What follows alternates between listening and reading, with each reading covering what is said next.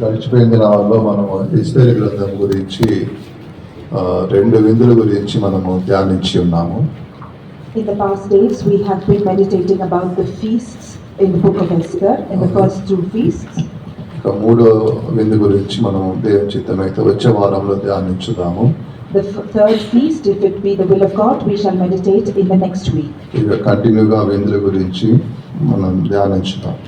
We will continuously meditate upon these feasts. కీర్తనలు 6వ అధ్యాయం వరకు మనం గడిచిపోయిన దినాలలో మనం ధ్యానించాము. ఈ దినమున 7వ అధ్యాయం గురించి మనం ధ్యానించుదాము. In the book of Psalms we have meditated till Psalm 6. Today let us meditate on Psalm 7. ఇక 7వ అధ్యాయం నందు మొత్తం మనకు 17 వచనాలు కనబడుతున్నాయి.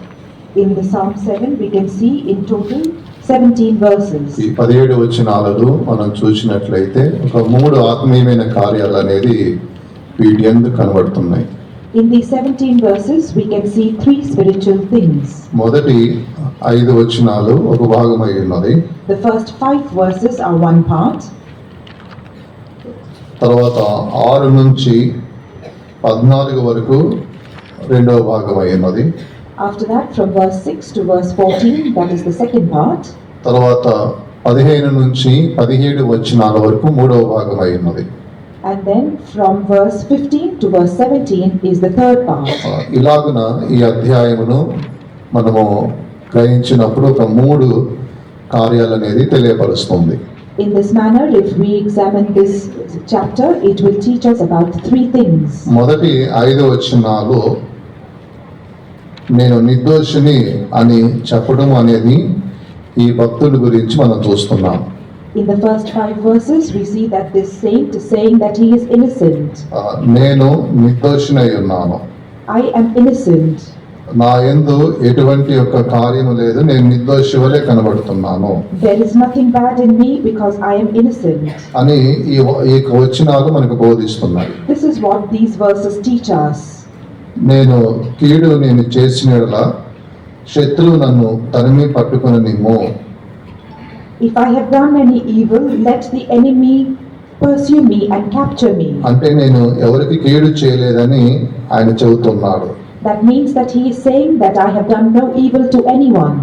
ఇలాగున నేను ఎవరికి ఎటువంటి కీడు చేయలేదు, దేవా నేను నీ చెరను వచ్చి ఉన్నాను అని చెబుతున్నాడు. He is saying that I have done no evil to anyone, but Lord, I have come to thee to put my trust. నేను కీడు చేసిన యెడల శత్రువు నన్ను తరిమి పట్టుకొననిమ్ము. If I have done any iniquity, let the enemy pursue me and catch me. నా ప్రాణమును నేలకు అనగదొక్కనిమ్ము. Let him crush my soul to the earth. అని ఈ విధంగా తన యథార్థంగా ఉన్నాడు కాబట్టి ఇలా మాట్లాడుచున్నాడు. Because he is sincere, he is speaking in such a way. నేను ఎవరికి ఎటువంటి కీడు చేయలేదు, యథార్థంగా ఉన్నాను, నా జీవితము యథార్థంగా ఉందని చెబుతున్నాడు. He is saying that I have done no evil to anyone and my life is upright and sincere. నేను నిర్దోషిని, యథార్థమైగా కనబడుతున్నాను. I am innocent and I am sincere. ఇలాగున మన జీవితంలో కూడా ఈ భక్తుడు ఎలాగ నేను యథార్థముగాను నిర్దోషిగా నేను ఉన్నానో అని దేవుని ఎదుట ధైర్యముగా ఎలా పలుకుచున్నాడో అలాంటి జీవితం అనేది మన యందు ఉండాలి. In the same way that this saint is saying in the presence of God that he is innocent, we should have the same life in us. పరిశుద్ధ గ్రంథములో అలాగ జీవించిన వారి గురించి మనం చదువుతున్నాం. We can read about people like that in the Holy Bible. అపోస్తలుడైన పౌలు 24వ అధ్యాయము, అపోస్తల కార్యములు 24వ అధ్యాయము 16వ వచనమునందు మనం చదివినప్పుడు ఇక్కడ నేను నిర్దోషిగాను యథార్థంగా నేను కనబడుతున్నాను, నా మనస్సాక్షిని నేను కాపాడుకుంటున్నాను అని పరిశుద్ధ పౌలు చెబుతున్నాడు. If you read in Acts of the Apostle 24th chapter and verse 16, here St. Paul says, herein do I exercise myself to always have a conscience void of offense toward God and toward men. 24వ అధ్యాయము 16వ వచనము. Chapter 24 and verse 16. ఈ విధమున నేనును దేవుని ఎడలను మనుషుల ఎడలను ఎల్లప్పుడూ నా మనసాక్షిని దోషమైనది ఉండినట్లు అభ్యాసం చేసుకొనుచున్నాను. ఇక్కడ అభ్యాసం చేస్తున్నాడు, నిర్దోషిగా నేను ఉంటున్నాను, అలా ప్రతిరోజు కూడా నన్ను నేను కాపాడుకుంటున్నానని చెబుతున్నాడు. Here he says that he exercised himself to be of a good conscience, and in this manner he preserved himself. ఆయనకు మనస్సాక్షి కూడా తన మీద నేరం మోపకుండా ఉండే అటువంటి జీవితాన్ని ప్రతిరోజు చేస్తూ ఉన్నాడు. And each day he led a life in which his conscience did not condemn him. అలాగనే మనము కూడా దేవుడు ఒక నూతనముగా ఒక దినం ఇచ్చాడు, ఆయుష్కాలమును ఒక దినం పొడిగించాడు అంటే భయముతో ఆ దినమంతా మనం జీవించాలి. In the same way, if the Lord has given us a new day, if he has extended our life by a day, we must live that whole day in his fear. హానోకు దేవునితో నడిచాడు, అందుకొరకే దేవుడు అతన్ని తీసుకొని పోయాడని మనం చూస్తున్నాం. We see that Enoch walked with God and the Lord took him. అలాగనే మనం దేవునితో నడిచే వారిగా ఉన్నాం కాబట్టి మన మనస్సాక్షి మన మీద నేరం మోపే విధముగా ఉండకున్నట్లుగా దినదినము కూడా భయముతో మన జీవితాన్ని కాపాడుకోవాలి. In the same way, we too are walking with God. Therefore, we must preserve our life in such a way that our conscience does not condemn us. నేను ఇక్కడ నిర్దోషిగా నేను కనబడుతున్నాను అంటే ఎటువంటి యొక్క నా యందు ఒక మచ్చ కూడా కనబడడం లేదు అన్న రీతిగా ఈ వ్యక్తి చెబుతున్నాడు. Here he is saying that I am innocent, which means that there is not a single spot seen in this person. ఎటువంటి యొక్క మచ్చ డాగు అటువంటిది లేకుండా నా యొక్క జీవితాన్ని నా మనస్సాక్షిని కాపాడుకుంటున్నానని ధైర్యంగా చెబుతున్నాడు. Boldly he can say that he is preserving his life and his conscience, that no spot or blemish can be seen upon it. జీవితము అంత యథార్థంగా కనబడుచుంది, His life is so upright, నిర్దోషిగా కనబడుచుంది. so blameless. దేవుని స్తోత్రం. Praise be to God. మనము హెజ్కేలు గ్రంథములో మనం చదివినప్పుడు ఇక్కడ కెరూబు గురించి రాయబడి ఉన్నది. In the book of Ezekiel we can read about a cherub. 28వ అధ్యాయం నందు అది పడిపోక ముందు ఉన్న జీవితము అనేది యథార్థంగా కనబడుచున్నది. In chapter 28 we read of its life before its fall, which was upright. ఎప్పుడైతే పడిపోయిందంటే తన జీవితం పడిపోయినదో అనగా ఎప్పుడైతే తన మనసులో ఒక పాప కార్యం ఏదైతే ప్రవేశించిందో అప్పుడు ఆ యథార్థమైన జీవితం అనేది కనబడలేదు కాబట్టి దేవుడు పడద్రోసి ఉన్నాడు. But when sin entered its mind and it fell from its upright life, because it was no longer seen in him, the Lord cast him away. 28-15 వచనం చదవండి. హెజ్కేలు గ్రంథము 28వ అధ్యాయం 15వ వచనం. Let us read Ezekiel chapter 28 and verse 15. నీవు నియమింపబడిన దినము మొదలుకొని పాపము నీ యందు కనపడ వరకు ప్రవర్తన విషయంలో నువ్వు యథార్థవంతుడుగా ఉంటివి. ఇక్కడ నీ యందు పాపము కనబడు వరకు అనగా ఇక్కడ పాపము అనేది తనలోనికి ప్రవేశించేంతకు మునుపు వరకు యథార్థంగానే కనబడుతుంది. This says that he was perfect in his ways until the day that iniquity was found in him. ఎప్పుడైతే పాపము అనేది దానిలోని ప్రవేశించినదో అప్పుడే యథార్థత అనేది యథార్థం నుంచి కోల్పడిపోయాడు. It is only when iniquity entered into him, and that is when it fell from its upright life. దేవుని స్తోత్రం. Praise be to God. మనము 16వ వచనం మనం చదివినప్పుడు When we read verse 16, చదవండి. 16వ వచనం చదవండి. అయితే నీకు కలిగిన విస్తారమైన వర్తకము చేత లోపల నువ్వు అన్యాయము పెంచుకొని పాపము చేయించి వచ్చితివి గనుక దేవుని పర్వతం మీద నువ్వు ఉండకుండా నేను నిన్ను అపవిత్ర పరిస్థితిని ఆశ్రయముగా ఉన్న కెరూబు కాలుచున్న రాళ్ల మధ్య నీ వికను సంచరింపవు నిన్ను నాశనము చేసి తిని. ఇక్కడ కాలుచున్న రాళ్ళ గురించి మనం చూస్తున్నాం. here we can see about burning stones. ఈ కాలుచున్న రాళ్ళు మధ్యలో అది కనబడుతుంది. It was seen in the midst of stones of fire. ఇక్కడ కాలుచున్న రాళ్ళు అని చెప్పినప్పుడు ఇక్కడ ఒక అగ్ని మనం చూస్తున్నాం. ఇది వైరాగ్యమును బయలుపరుస్తుంది. The stones of fire teach about zealousness. దేవుని దగ్గరే కనబడుతున్నది. It is seen with God. వైరాగ్యంగా కనబడుచున్నది. It is seen with zeal. దేవునికి సమీపంగా It కనబడుచున్నది. is seen nigh unto God. ఆత్మీయమైన కార్యాలను అన్ని విషయాల్లో వైరాగ్యం కనబడుచుంది. It was zealous in all matters of spiritual needs. కానీ ఇప్పుడు ఆ పాపం ప్రవేశించినప్పుడు ఆ యథార్థత నుండి పడిపోయినది. But because sin entered, it fell from its uprightness. అందుకొరకు దేవుడు దాన్ని పడవేసి ఉన్నాడు. That is why the Lord caused it to అలాగే మన fall. జీవితం కూడా యథార్థంగా ఉన్నట్లుగా మన జీవితాన్ని కాపాడుకోవాలి. Therefore, we also must preserve our life so that it is upright. లేకపోతే మనము పడిపోతాము. Otherwise, we shall fall. ఆ యొక్క కాళ్ళొచ్చున్న రాళ్ళు అనే అది వైరాగ్యం నుండి మనం పడిపోతాము. These stones of fire show zeal, we will fall from our zeal. అందుకొరకే మన జీవితంలోని యథార్థతను అనేది అది భద్రంగా కాపాడుకోవాలి. That is why we must carefully preserve the uprightness and sincerity in our life. కొంతకాలము మంచిగా ఉండి యథార్థంగా ఉండి నిర్దోషంగా ఉండి తర్వాత జీవితాన్ని విడిచిపెట్టకూడదు. We should not be upright and righteous for some time and then leave it after a while. రాజైన సౌలు విషయంలో మనం చూస్తున్నాము. We can see in the life of King Saul. ఆరంభంలో ఎంతో వినయముతో ఉన్నాడు.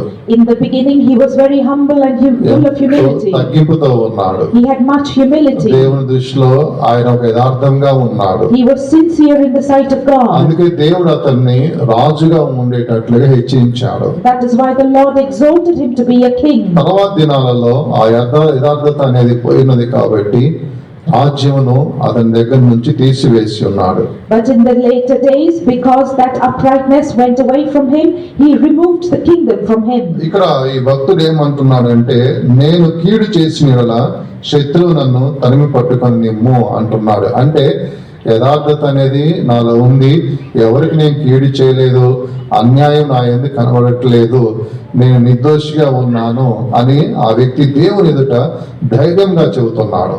Here the saint is saying that if I have done evil unto anyone, let the enemy pursue me and catch my soul.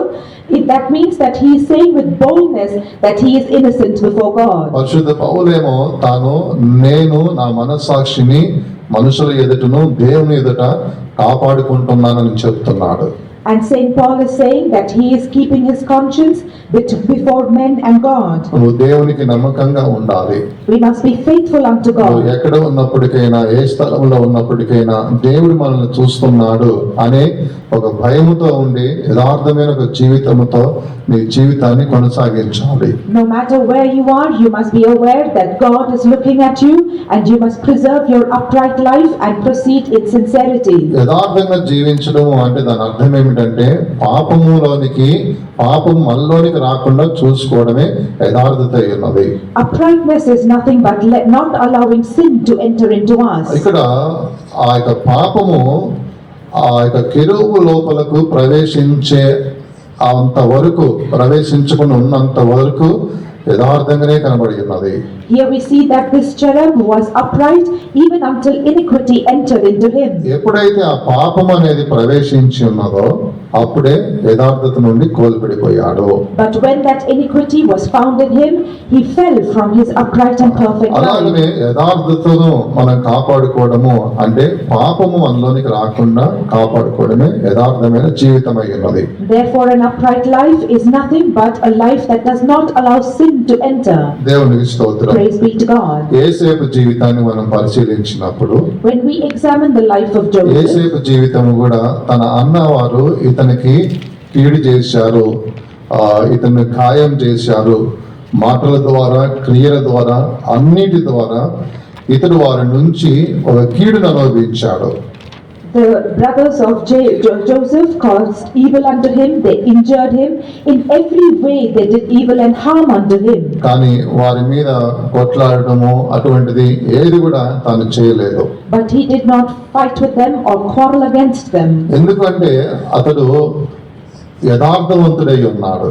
The reason is because he was upright. ఎక్కడికి పోయినప్పటికైనా ఏ విధంగా ఉన్నప్పటికైనా తన జీవితాన్ని కాపాడుకునే ఒక మనిషి అయి ఉన్నాడు కాబట్టి వారు కీడు చేసినప్పటికైనా ఇతను మాత్రం కీడు చేయలేదు, యథార్థంగానే ఉన్నాడు. Because he was a man who was upright in his life and preserved it no matter where he went and what he did. He preserved that uprightness.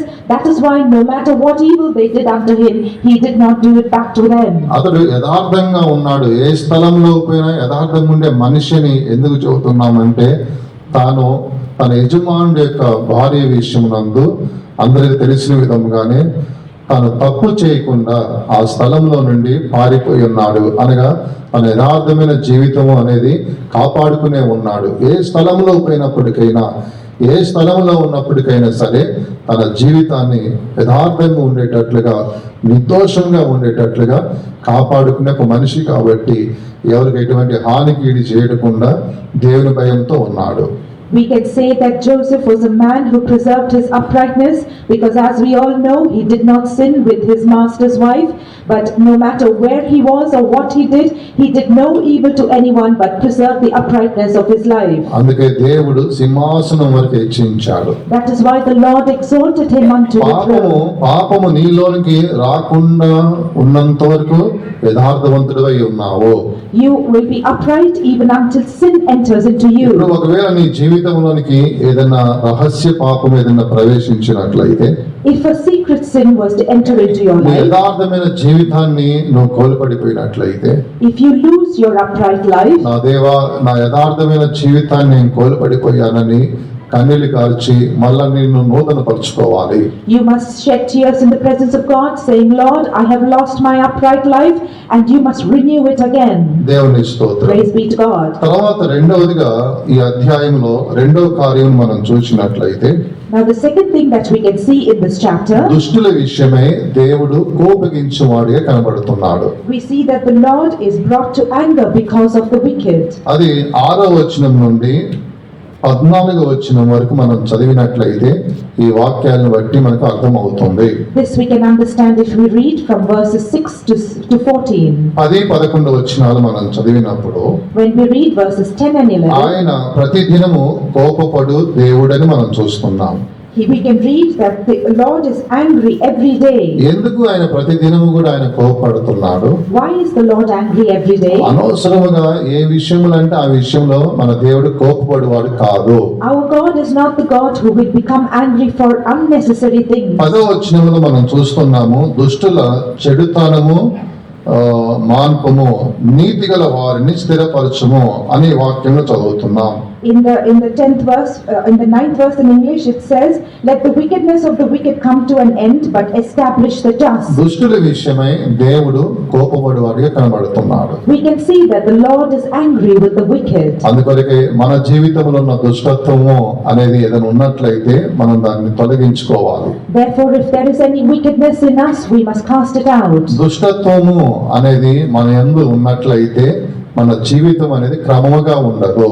If there is any wickedness in us, then our life will not be in the right manner. ఉదాహరణకు మనము ఆదికాండము 13వ అధ్యాయము 13వ వచనాన్ని మనం చదివినట్లయితే, For example, if we can read Genesis 13th chapter and 13th verse, సొదొమ మనుషులు దుష్టులను యెహోవా దృష్టికి బహు పాపులనై ఉండిరి.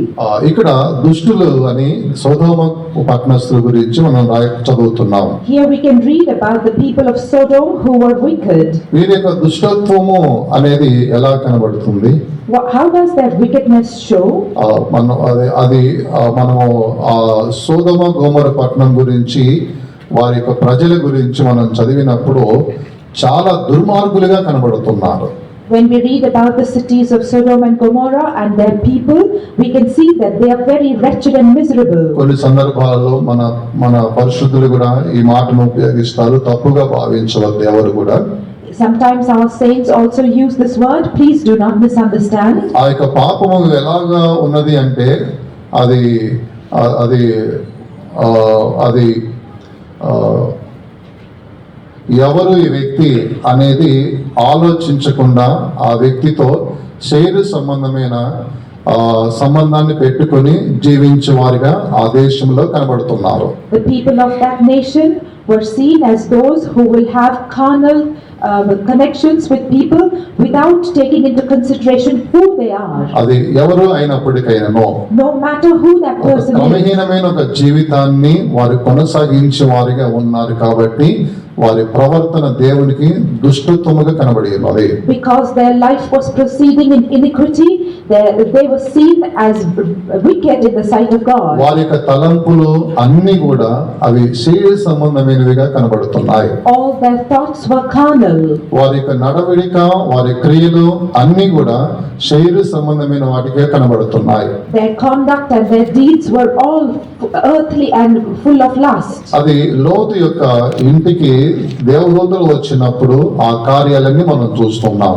When the angels came to the house of Lot, we can see all these things. వారి యొక్క మాటలు, నడవడిక, వారి క్రియలు అన్ని శరీర సంబంధమైనగా కనబడుతున్నాయి. అందుకొరకే వారు దుష్టులు అని రాయబడి ఉన్నది. It is written that they are wicked because their thoughts, their words, their deeds, their conduct was all carnal. అందుకొరకే దేవుడు వారి విషయమై కోపగించాడు.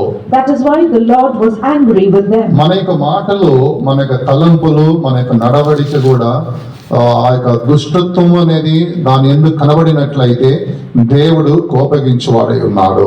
If wickedness is seen in our thoughts, our deeds or conduct, then the Lord will be angry about it. అలాగనే మనము నోవహు కాలం నందు చదివినప్పుడు ఆ ప్రజల యొక్క దుష్టత్వము కూడా ఇలాగనే ఉంది కాబట్టి దేవుడు అప్పుడు వారి మీద కోపగించి ఉన్నాడు. Even in the days of Noah, because there was wickedness in the people in the same way, the Lord was angry with them. అందుకొరకే 6వ అధ్యాయము ఆదికాండం 12వ వచనమునందు మనం చదివినప్పుడు ఇక్కడ దేవుడు మనుషులందరినీ భూమి మీద ఉన్నవన్నీ కూడా ఆయన నాశనం చేయాలని తీర్మానం చేసుకున్నట్లుగా చూస్తున్నాం. That is why when we read Genesis chapter 6 and verse 12, we see that the Lord decided to destroy all the flesh on the earth. అలాంటి సందర్భమునందు నోవహు దేవునితో నడిచి ఉన్నాడు. At such a time Noah walked with God. ఆయన 6వ అధ్యాయము 9వ వచనమునందు దేవునితో నడిచాడు హానోక్ అని మనం చూస్తున్నాం. In Genesis chapter 6 and verse 9, we see that Noah walked with God. దేవునితో నడిచాడు. He walked with అంటే God. దుష్టత్వము అనేది ఆయన ఎందు లేనివాడిగా ఉన్నాడు. That means there was no wickedness in him. అతని యొక్క కుటుంబం అంతా కూడా దుష్టత్వము లేకుండానట్లుగా తన్ను కాపాడుకున్నాడు, తన కుటుంబాన్ని కూడా కాపాడుకున్నాడు. He preserved himself and also his family so that there was no wickedness in either him nor his family. అందుకే దేవుడు చెప్పాడు 7వ అధ్యాయం 1వ వచనందు, నీవు నీ ఇంటి వారు ఓడలోనికి ప్రవేశించండి. That is why in 7th chapter 1st verse he says, come thou and all thy house into the ark. అవి చిన్న చిన్న కార్యాలే కావచ్చు, కానీ ఆ కార్యాలయందు దుష్టత్వము అనేది ఉన్నట్లయితే అది దేవునికి కోపము కలుగు చేరేపే విధంగా కనబడుతుంది. They may be small things, but if there is wickedness in them, they will provoke the Lord to anger. అందుకొరకే మన కార్యాలు, మన నడవడిక, మన మాటలు, మన తలంపులు, మనం చేసే కార్యాలు ఏదున్నప్పటికైనా దుష్టత్వము అనేది లేకుండా ఉండేటట్లుగా చూసుకోవాలి. That is why we must be careful to see that our words, our thoughts, our conduct, our behavior and everything that we do is without wickedness. దేవుని స్తోత్రం. Praise be to God. 25వ అధ్యాయం 1 సమూయేలు గ్రంథము 25వ వచనమునందు చదివినప్పుడు ఇక్కడ నాబాలు గురించి మనం చూస్తున్నాము. In 1 Samuel 25th chapter and 25th verse we can read about Nabal. వాడు దుష్టుడని వాని గురించి రాయబడి ఉన్నది. It is written that he is a wicked person. ఇక దుష్టత్వము అనేది ఎవరు ఏదైతే కనబడి ఉన్నారో అంటే వారు ఆశీర్వాదకరంగా అనేది ఉండినట్లుగా పరిశుద్ధ గ్రంథం బోధించడం లేదు. The Holy Bible does not tell us that those who are wicked can be blessed. నోవహు కాలమునందు మనం చూసినప్పుడు దేవుని యొక్క కోపము వారి మీద రగులుకొని ఉన్నది. We see in the times of Noah that the anger of the Lord was provoked against them. Sodom Gomorrah ఆ యొక్క దినాలు యందు కూడా, లోతు దినాలు యందు కూడా దేవుని యొక్క కోపం రగులుకొని ఉన్నది. In the days of Lot, the Lord's anger was kindled against Sodom and Gomorrah. నాబాలు విషయంలో ఈ విధంగా దుష్టుడిగా కనబడుతున్నాడు కాబట్టి ఆయనకు హార్ట్ అటాక్ వచ్చి ఆయన కూడా మరణించి ఉన్నాడు. Because Nabal was also seen wicked, he had a heart attack and perished. ఇలాగున దేవుని యొక్క కోపం అనేది ఆ దుష్టత్వం ఉన్న దగ్గర ఆయన కోపము రగులుకున్న సందర్భాలుగా మనం చూస్తున్నాం. We can see these as instances when the anger of the Lord was kindled because of wickedness. అందుకొరకే ఇటువంటి దుష్టత్వము అనేది మన యందు ఏదైతే కనబడుతుందో అలా వాటిని కనబడుకున్నట్లుగా ఆ కార్యాలను మనం దూరం చేసుకోవాలి. That is why whatever wicked things are seen in us, we must cast them away far from us so that they do not be in us. లేకపోతే నాబాలుకు హార్ట్ అటాక్ వచ్చి చనిపోయాడు.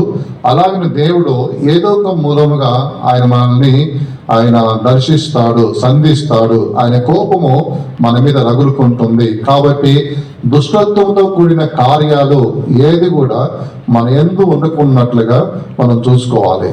Therefore, just as Nabal died of a heart attack, the Lord will encounter us if we have any wickedness in us, and there will be some consequence to pay for it. Therefore, we should be careful to preserve our life from wickedness. ఈ యొక్క అధ్యాయం రాసిన ఈ భక్తుడు అనేది ఈ విధంగా హెచ్చరిక చేసి ఉన్నాడు. The saint who wrote this chapter is rebuking us in such a way. దుష్టుల విషయమై దేవుడు కోపపడతాడు. The Lord will be angry with the wicked. అందుకొరకై తాను మొదటిగా ఆయన ప్రభువా నేను యథార్థంగా నిర్దోషిగా ఉన్నానని చెబుతున్నాడు. That is why in the beginning itself he says, Lord, I am innocent and upright. అలాగనే మనం ఎక్కడ ఏ స్థలంలో ఉన్నప్పటికైనా నిర్దోషిగాను యథార్థవంతులుగా మనం ఉండాలి. అప్పుడు దేవుని యొక్క కోపము అనేది మన మీద రగులుకొనకుండా మనము ఆశీర్వాదకరంగా ఉంటాము. That is why wherever we may be, we must be innocent and upright. Then we will be a blessing without the anger of the Lord being kindled against us. దేవుని యొక్క నామముకు మహిమ కలుగును గాక. Glory be to the name of the Lord. తర్వాత మూడవదిగా మనం చూసినప్పుడు Then thirdly, if we see 15 నుంచి 17 వచనాలలో మూడవ కార్యాన్ని మనం చూస్తున్నాం. from verses 15 to 17, we can see the third thing. ఇక్కడ మనం చూసినప్పుడు ఎవడు ఏ విధంగా తలస్తాడో ఆ తలంచిన కీడు వాని మీదకి వస్తుందని ఈ ముగింపులో రాయబడి ఉన్నది. It is written in this end that whosoever might think in such a way, it shall return upon his head. ఎవడు ఏ విధంగా తలస్తాడో ఏ విధంగా చేటు చేస్తాడో చేసిన కీడు వాని మీదకే వస్తుంది. Whatever mischief he shall do, it shall return upon his own head. 15వ వచనము చదవండి. Let us read verse 15.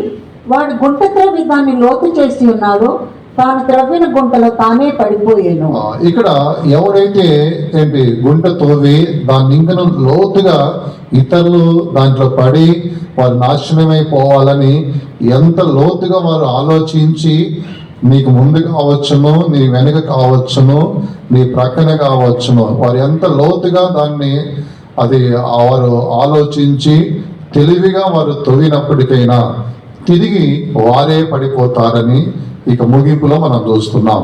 Toward the end we can see that no matter how intelligently and cleverly they may dig a pit, however deeply they may think and dig it, they shall fall into it themselves. దేవుని స్తోత్రం. Praise be to God. కాబట్టి మనము ఇతరులకు మనము ఇలాగా పీడ వంటి వారిగా ఉండకూడదు.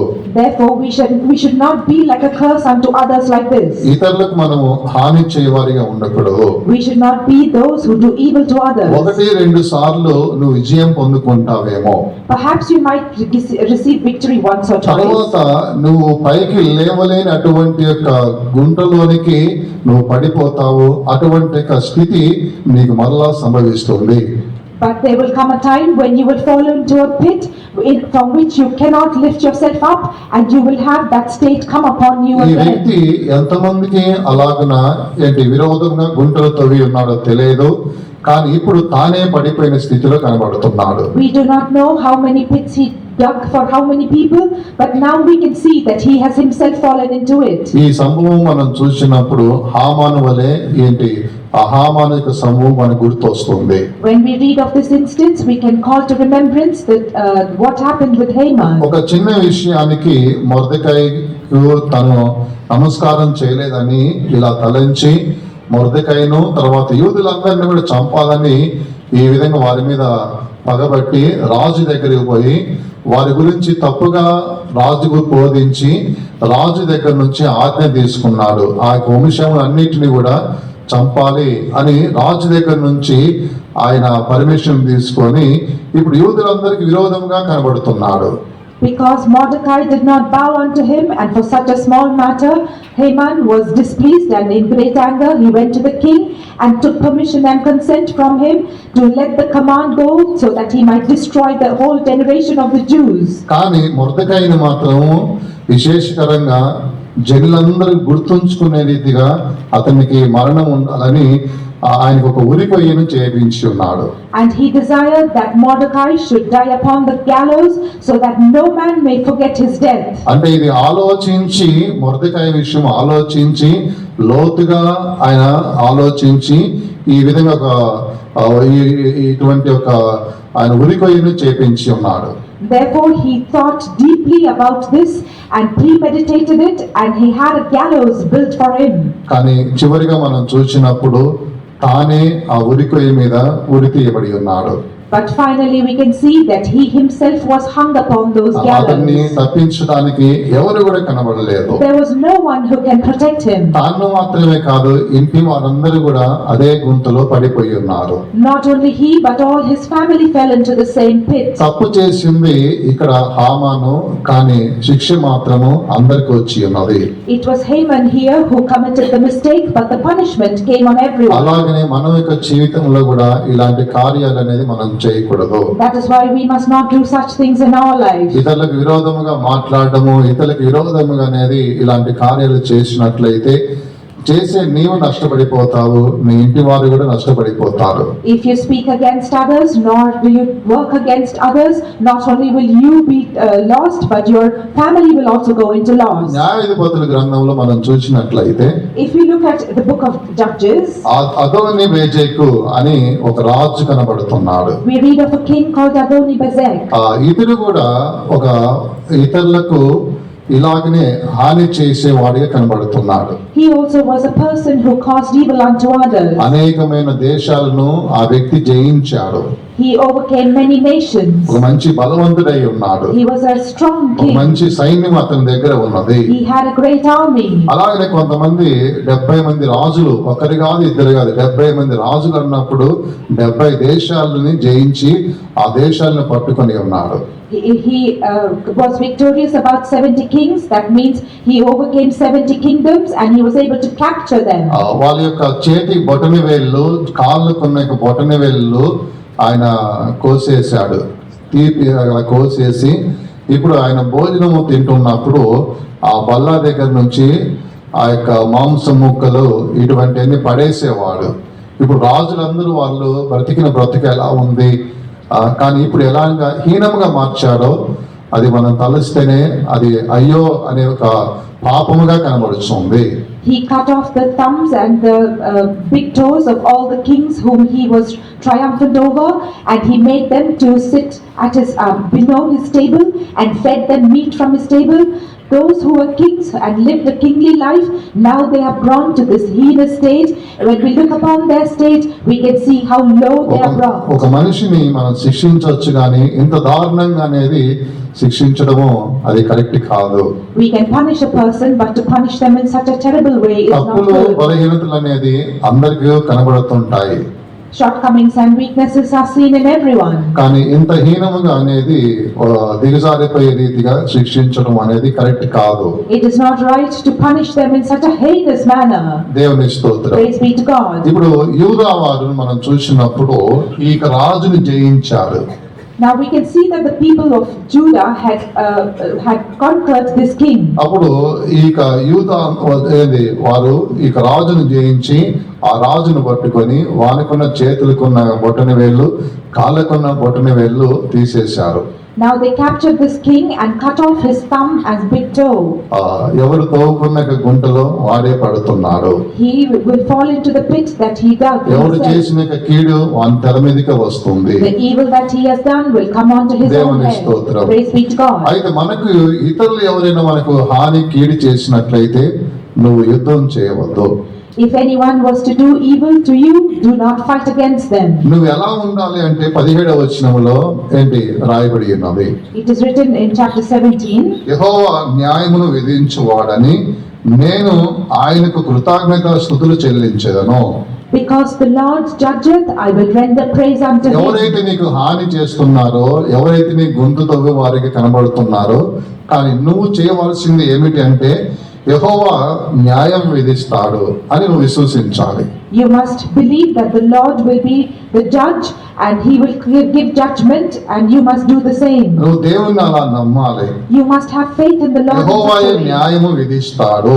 The Lord will give judgment. ఆ వ్యక్తి ఎంత నీకు విరోధంగా ఉండే వ్యక్తి బలవంతుడైనా కావచ్చు, ఎవడైనప్పటికైనా నువ్వు దేవుని నమ్మాలి. యెహోవాయే ఈ విషయంలో నాకు న్యాయం తీరుస్తాడు అని నమ్మాలి.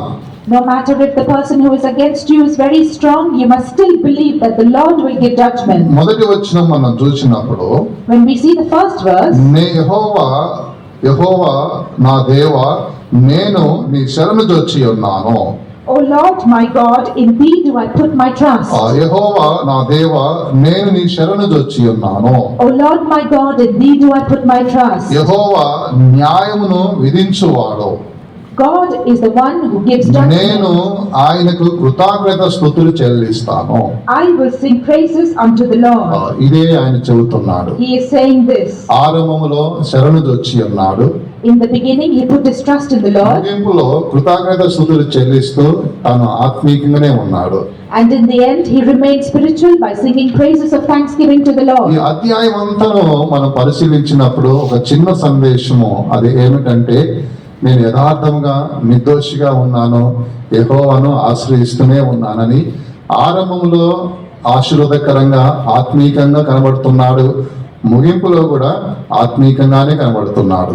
So the small message that we can see in this chapter is that, as he said in the first verse, O Lord my God, in thee do I put my trust, even until the end he has still kept his trust in the Lord, and he is seeing spiritual. అలాగనే ఇది మనకు రక్షణ ఆరంభములో మనం దేవుణ్ణి ఎలాగో శరణు జొచ్చి ఉన్నామో, మన పరుగు ముగించేంత వరకు ఆయన విశ్వసించి ఆయన మనము ఆశ్రయించి ఆనుకునే జీవించాలి. Just as we have put our trust in the Lord when we were first saved, in the same way we must proceed on our journey, trusting in him alone, believing in him and leaning upon him. నీ యందు నిర్దోషత్వము యథార్థత అనేది నీ యందు కనబడుతూ ఉండాలి. There should be innocence and uprightness seen in you. దుష్టత్వము అనేది ఏదైనా ఉన్నట్లయితే దేవుడు కోపగిస్తాడు, కాబట్టి ఆ దుష్టత్వము లేకున్నట్లుగా జాగ్రత్త పడాలి. If there is any wickedness, God will be angry. Therefore, we must be careful to preserve ourselves from it. ఎవడు తలంచిన యొక్క కీడు వాని మీదకే వస్తుంది, ఎవడు తవ్విన గుంటలో వాడే పడతాడు. కాబట్టి నీవు మాత్రము యెహోవాను ఆశ్రయించి ఆయన నమ్మి ఆయన శరణు జొచ్చి ఆయనకు ఎల్లప్పుడూ నువ్వు స్తోత్రం చెబుతూనే ఉండాలి. Whatever iniquity one conceiveth, it shall come upon his head. Whatever pit a person shall dig, he shall fall into it himself. Therefore we must trust in the Lord and stay away from evil and continue to give praise unto him. ఈ అధ్యాయము అనేది 17 వచనాలు ఉన్నప్పటికైనా అవి అర్థమిచ్చే రీతిగా అవి చాలా తెలివిగా మనకు ఆ వచనాలన్నీ కనబడుతున్నాయి. This chapter, even though it has only 17 verses, with great wisdom, it gives us meaningful sense. ఒక ఆత్మీయమైన ఒక చిన్న సందేశాన్ని మనకి ఇలాగ ఈ అధ్యాయం బోధిస్తుంది. It teaches us this small spiritual message. కాబట్టి అందరూ మన కళ్ళు మూసుకుందాము. Therefore now let us all close ప్రభువా, our నా eyes. యందు యథార్థత ఉండాలి ప్రభువా. Lord, there should be uprightness within me. నేను ఎక్కడ ఏ స్థలంలో ఉన్నప్పటికైనా నేను యథార్థంగా నిర్దోషముగా ఉండాలి. No matter where I am, I should be innocent and I should be upright. రెండవదిగా దేవుడు దుష్టత్వం చూసి కోపడుతున్నాడు, కాబట్టి నా యందు ఎటువంటి దుష్టత్వం లేకున్నట్లుగా నన్ను పవిత్రపరచండి, ఆ దుష్టత్వం తొలగించండి ప్రభు అని అందరూ కూడా తగ్గించుకుందాము. Secondly, because the Lord is angry with the wicked, if there is any wickedness in us, we must sanctify ourselves and humble ourselves. మూడవదిగా ఎవరైనా నీ కీడు చేస్తున్నారు, హాని చేస్తున్నారని తలంచినట్లయితే అలాంటి సందర్భంలో నువ్వు చేయవలసింది దేవుణ్ణి నమ్మాలి. ఆయనే న్యాయం తీరుస్తాడు, విధిస్తాడని చెప్పి నువ్వు దేవుణ్ణి నమ్మి ఆయన ఆశ్రయించి నువ్వు దేవునికి స్తోత్రం చెప్పాలి. వాడితో విన గుంటలోనే వాడే పడిపోతాడు. Therefore, if you know of anyone who is doing evil against you, you must believe that the Lord will judge you, and with that faith, you must praise the Lord and give thanks, and that enemy will fall in the pit that he నీవు himself has done. మాత్రము ఆత్మీయంగానే ఉండాలి. But you must remain spiritual. అందరం కళ్ళు మూసుకొని అప్పగించుకుందాము. Let us all close our eyes and వీలైన surrender. వారు నిలువు మోకాలు వేసి దేవునికి స్తోత్రం చెప్పండి. Those who can, please kneel upon your, stand upon your knees and అందరం కూడా praise to స్తోత్రం God. చూద్దాము. Let us all praise God. దేవా నన్ను బలపరచండి ప్రభువా. Lord, strengthen నేను me. ఎక్కడ ఏ స్థలంలో ఉన్నప్పటికైనా నిర్దోషత్వము యథార్థత అనేది నా యందు ఉండాలి. No matter what place I am in, innocence and uprightness should be seen in me. నాకు సహాయం చేయండి ప్రభు అని మా జీవితం నిమిత్తమే అందరం కూడా దేవుని అడుగుదాము. Let us ask the Lord to help our lives. వారి వారి జీవితాల నిమిత్తము దేవునికి విన్నపము చేయండి. For your life's sake, ask the Lord and supplicate ఆయన unto him. యథార్థవంతుడై ఉన్నాడు. He is ఆయన upright. నిర్దోషి అయి ఉన్నాడు. He is innocent. అదే జీవితాన్ని నాకు కావాలి ప్రభు అని అందరం అడుగుదాము గాక. Let us all ask the Lord that he too should have a similar ఆయన life. ఎటువంటి పాపము లేదు. He has no sin. పాపము ఎరగలేని వాడై ఉన్నాడు. He did not know ఆయన sin. పాపము చేయలేదని మనం He చూస్తున్నాము. did not commit any sin. ఆమె మహిమగల దేవుడు యథార్థవంతుడు నిర్దోషవంతుడై ఉన్నాడు. Our glorious God is upright and innocent. అలాగనే మనము కూడా అటువంటి యథార్థత నిర్దోషత్వం అనేందు ఉన్నట్లుగా అందరం కూడా దేవుణ్ణి అడుగుదాము గాక. Let us all ask of the Lord so that the same innocence and uprightness should be seen ఇది in us. కడవరి దినాలై ఉన్నవి. These are the last ఇది days. కడవరి దినాలై ఉన్నవి. These are the last నీ అందు days. దుష్టత్వం అనేది ఉండకూడదు. There should be no wickedness in అందరం you. అప్పగించుకుందాం. Let us all surrender. Hallelujah hallelujah hallelujah hallelujah amen. Praise the Lord praise the Lord. స్తోత్రం స్తోత్రం స్తోత్రం స్తోత్రం స్తోత్రం స్తోత్రం స్తోత్రం స్తోత్రం.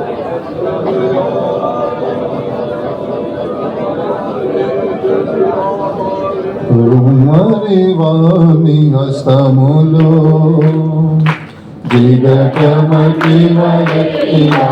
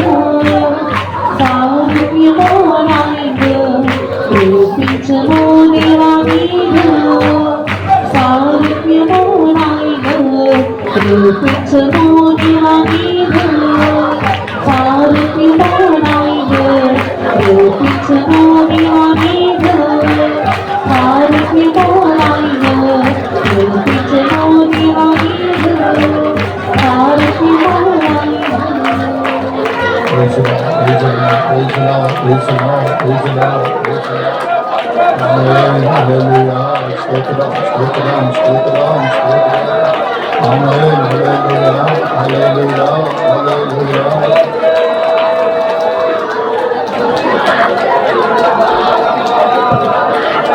హల్లెలూయా. అందరూ స్తోత్రించారు. మౌనం స్తోత్రం, స్తోత్రం.